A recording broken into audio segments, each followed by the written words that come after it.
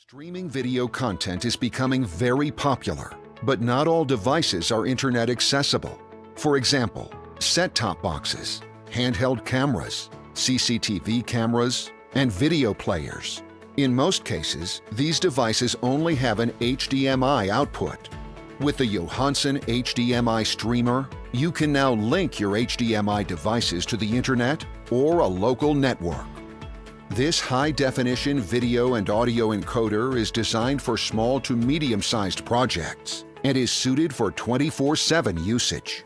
It's especially interesting for local video, such as surveillance cams, digital signage, advertisements, info channels, or creating your own local broadcast, but also for streaming to live platforms such as Facebook Live, YouTube Live, Ustream, Wowza, etc.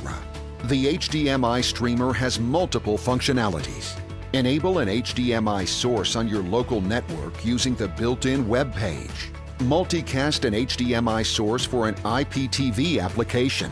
Publish your live stream to an online platform. The HDMI loop-through enables simultaneous viewing on a local TV. So, whether you're organizing church, school, concerts, conferences, you can share your content to any screen and to everyone all over the world. Get your Johansson HDMI Streamer now.